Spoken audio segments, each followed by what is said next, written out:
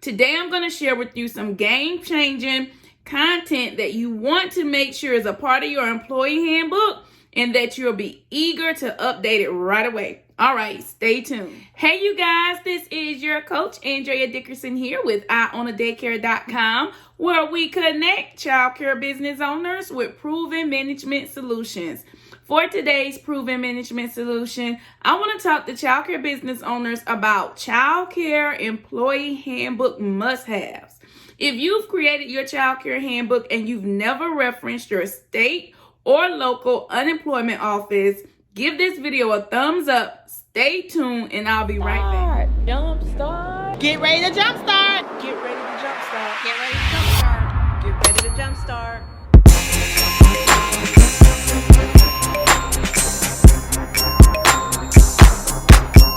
Get ready to jumpstart.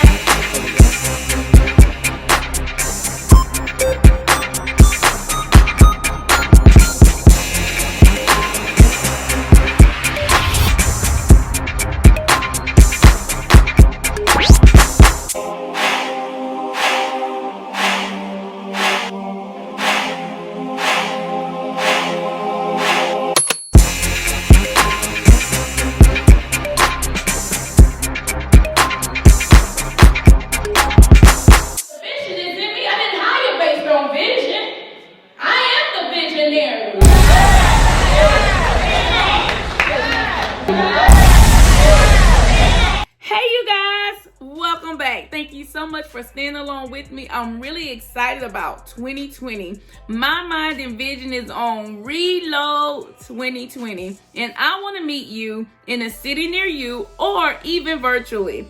Go now and get your ticket for our August event by logging on to www.fixmychildcare.com.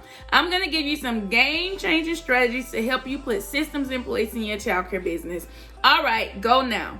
Well, all right, you guys, I'm so excited that you stay tuned to hear what I want to talk to you guys about. If you have not visited your local or your state unemployment office to receive your employer handbook, I want you to do so now. Not only do I want you to pick up your employer handbook, but I would love for you to pick up the processes and procedures that the claims office used during proceedings to help determine if an employee is due their unemployment claim. Listen, you guys, do not pass go. Do this for me or even request for this information online. This is something that would have changed the game for me and would have lowered my rate based on the number of claims that was processed on my account with my local Department of Labor. However, I didn't know these things at first, so let's talk about your employee handbooks to make sure that you have these systems in place. Today, I want to go over 3 particular topics, which are hiring, personnel records, and performance reviews. So let's get started. Now, with hiring, you want to be sure that your policies are clear about how you go about your hiring processes or how you go about delegating raises. How do you go about doing promotions? All right, so I want to make sure that your handbook is full of the content of how you will go about promoting staff, hiring staff, and bringing them on into your program. The reason why hiring is so important for you to spell out in your personnel policies and procedures is because your actions can be misinterpreted as a job offer. You know, when we are communicating with individuals, we tell them we like them, we love for them to come in and do a working interview. Well, the moment you offer that working interview, it could be assumed that you are offering them a position. So make sure that your hiring policies and procedures are in place. I know for one, I'm guilty.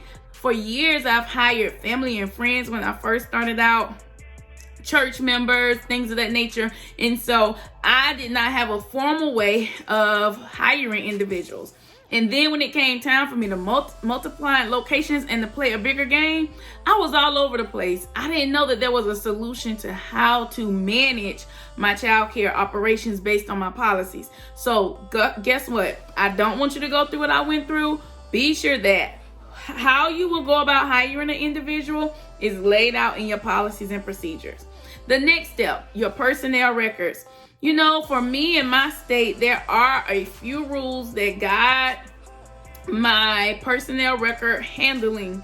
However, those rules are not enough. And if they are not written in a part of your employee handbook, their personnel records can be used against you. I remember having this abrupt employee who swore she knew everything about employment law. And she came in and demanded her employee record from me. And I was shocked that she would demand such an item from me. And so I had to become very well versed in employment records or personnel records and how I would handle personnel records. It's important that you realize that if you don't have these procedures written out on how you will handle the physical record of the individuals that work for your organization, that can leave you open for an issue with your Department of Labor. And so I tell you guys my story.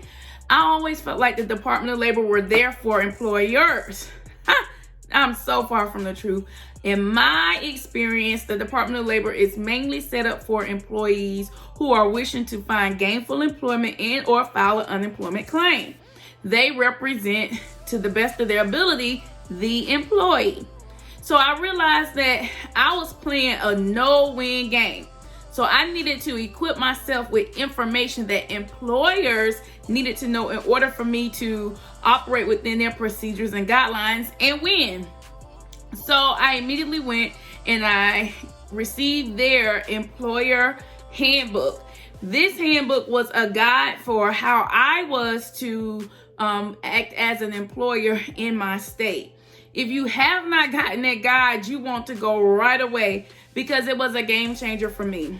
Even if I had told an employee several times what I expected from them, what information was required for their personnel records, if this information was not provided in my state, came in to do a visit and those documents weren't there and I was required to relieve that person of their duties, I would be the person responsible for their unemployment. Oh, I know that doesn't sound right, but yes, that is so true. The reason why is because if I don't have it spelled out in my personnel policies and procedures, how I handle my personnel records, what's required and what it must be a part of their personnel records and it's their responsibility, I'm held accountable. So can you guys imagine being in between two state agencies and both of them holding you, the business owner, accountable? All right, so make sure that you get that handbook from your state or local Department of Labor. And then here's the next one, performance reviews. You know, if you don't have it written in your policies and procedures, how you will manage and guide your decisions concerning your employees based on their reviews, that you can be responsible for an unemployment claim. You can be responsible for a person going and claiming unemployment because you never explained or written out in your policies and procedures that performance reviews help dictate whether or not this person receives a raise, whether or not this person receives additional coaching and mentoring to improve in a particular area, or whether or not their performance reviews will help dictate their termination with your place of employment. So these things are critical and very important. Make sure you go through your employee handbook and document whether or not these portions of your handbook has been updated and that it has been provided to the employees to know your policies and procedures. Listen, you guys, if you have these three parts of your policies and procedures, then you're halfway there. The next part of the battle is to make sure that it lines up with your state or local Department of Labor to ensure that you are covering all grounds when it comes to your employees. Well, if this video has helped you in any way, please be sure to leave a comment below. I want to make sure that I'm delivering content that will inspire and motivate you to succeed. Well, as I always say, if you manage the childcare business that you love, you will love the childcare business that you manage. Bye, you guys.